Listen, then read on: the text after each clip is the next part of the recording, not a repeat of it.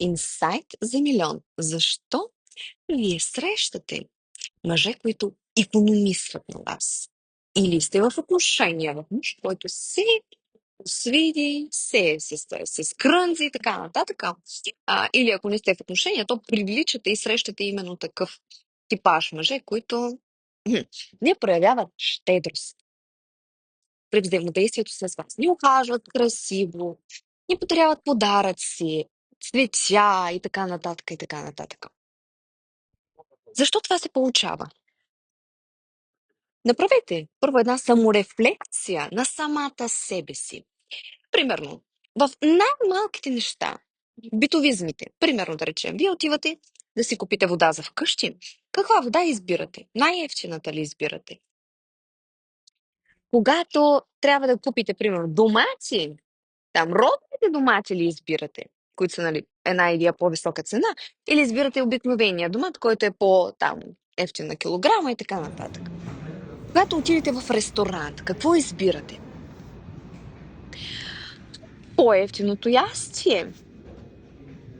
Или си избирате там, примерно, телешки стейк и така нататък, да речем, лаго биф, японски, нали, лаго биф, а това в файн дайнинг ресторантите го има. Да речем в София, в Медитера има такова. Там има 5 вида телешки стек и има по ценови диапазони, да. Тоест, когато, примерно, но дори когато посещавате ресторант, в който няма там 100 вида телешки стек, то, примерно, телешки стек ли ще изберете или салата Цезар там с карид или с пилешко. А, Когато купувате рокля, по-евтината ли ще изберете? Когато трябва да си поръчате, примерно, вино, по-евтиното ли избирате? Или по-стойностното, така да кажем, по-качествено? Когато трябва да изберете къде да отидете на масаж, то какво избирате? Естествено, това, което е по-евтиното или което е по-качествено и високостойностно. Когато трябва да си изберете обувки, примерно, на същия принцип. Разбрахте а, как действат нещата. И тук идеята е, вие сама, когато вие избирате все най-ефтиното, за самата себе си, за себе си любима, дори да може да си го позволите. Примерно, ястие тежко, всеки един човек може да си го позволи. Никой тук, който е в канала, не може да ме убеди, че вие може да си го позволите, да? Защото това е оправдание. Аз не мога да си го позволя. Не, напротив. Нали, за вода да си купиш там с 1,50 или 2 евро по-отгоре, може да си го позволиш. Да си позволиш това ястие, нали, с по-високата стойност, също може да си го позволиш. А когато трябва да избереш ресторант, примерно, който да посещиш, хепи ли ще избереш, да, масовата верига, или ще избереш по-файн дайнинг ресторант, по-луксозен, да? Даже и да отидеш там само да пиеш чай и да ядеш десерт, важното е, че ти си избрала вече това място, да посетиш там. Даже да ядеш една салата, ти вече си избрала това място, да? Тоест ти се чувстваш все едно си в свои води, позволяваш си да го направиш, да? И хотел, примерно, в който да отседиш. Винаги ли си най-ефтиното избирам? Да, най-офертата, най-офертата. Защото когато ние сама икономисваме на себе си любима, то мъжа по същия начин ще се отнася към вас. Вие няма как да очаквате, вие сама на себе си да икономисвате, примерно, даже и за бельо, там най-ефтино или най-изгодно, най-еди си какво си, най-еди си що си. Колко пъти, примерно, сте отивали в някой магазин, купувате си дрехи на хик тума, защото да купя повече неща, да, повече неща да купя. А може да отидете и да си купите, примерно, малко неща на същата стойност, но в по-луксозен магазин, така да го кажа. Но съвсем друго усещане, защото вие инвестирате в усещането. Тоест, аз се разхождам в рокля там за хикс сума пари. И аз вече се усещам като богиня. Тоест, тук е инвестиция в усещането.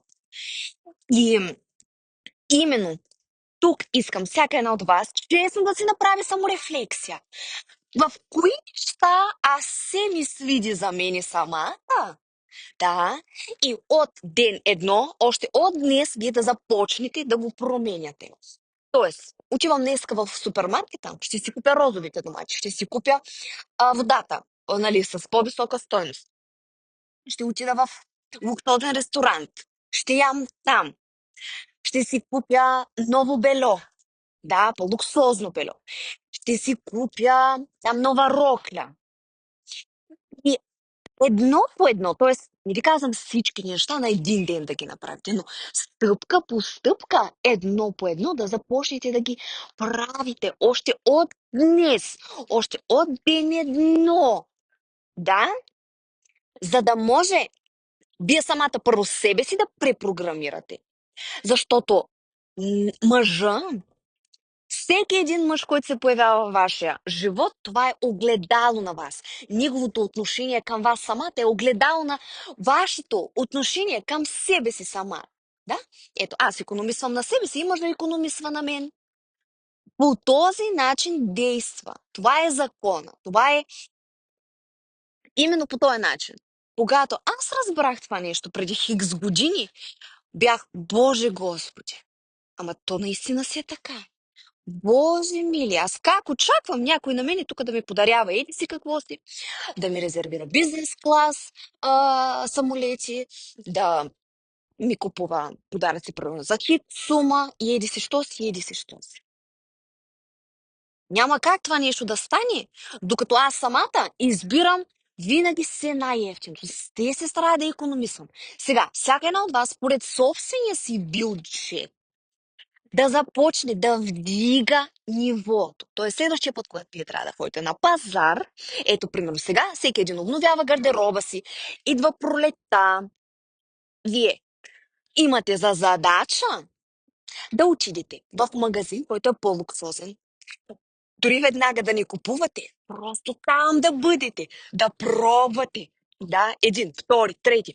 Това е разширяване на нашето ниво, разширяване на собственото си позволение. Това аз какво си позволявам да направя. Аз вече съм си позволила там да отида, да пробвам тези дрехи, да се докосна, да усетя как те галят кожата ми. Обувки, примерно. По-висок клас обувки. Отивам, пробвам.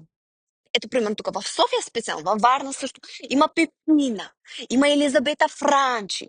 И когато пускат и намаления, то тогава има даже на много добри цени неща, които вие може да хванете. И също така, нали, ако примерно Елизавета Франчи в момента ви идва много високо за вас, то примерно клише, м,